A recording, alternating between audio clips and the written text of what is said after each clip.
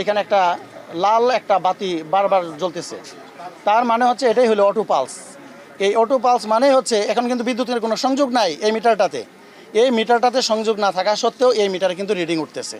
তার মানে হলো মিটারে যদি এই মিটারটা কোনো গ্রাহকের কাছে থাকে, তার লোড থাকুক আর না থাকুক, সে বিদ্যুৎ ব্যবহার করুক আর না করুক, এই মিটারে কিন্তু তার বিদ্যুৎ বিল উঠতে থাকবে। এই যন্ত্রাংশগুলো সম্পূর্ণ কিনতেছে হলো বাংলাদেশ পল্লী বিদ্যুতায়ন বোর্ড, নিম্নমানের।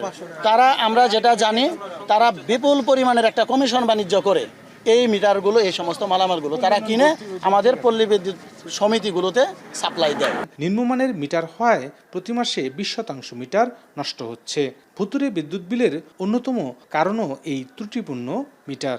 যে ট্রান্সফরমারগুলো আসতেছে, অধিকাংশ ট্রান্সফরমারই লাইনে দেওয়ার সাথে সাথে নতুন অবস্থায় নষ্ট হয়ে যায়। সেই ট্রান্সফরমারটা আমরা মেরামত করি, মেরামত করতে গেলেও দেখা যাচ্ছে মালামালের আপনার সমস্যা, হার্ডওয়্যারে মালামাল নিয়ে আসে, যদি আমরা ডিসপ্লে থেকে যাচাই করি যেটা চলবো না, দেখা যায় গেছে পরে উপর লেভেলে কোন সারে ফোন দেয়, কি সমাচার করে সাররা বলে নিয়ে নেন। 250টা মিটার তো এমনি ইলেকট্রনিক নষ্ট তো হতেই পারে, সেই ক্ষেত্রে অন্য কিছু। তাছাড়া নর্মালি এই মিটারগুলো অনেক টেস্ট করে, অনেক উন্নত মানের মিটার টেস্ট করে এই মিটারগুলো আমাদেরকে দেওয়া হয়। এখানে এই ধরনের কোনো সুযোগ নেই।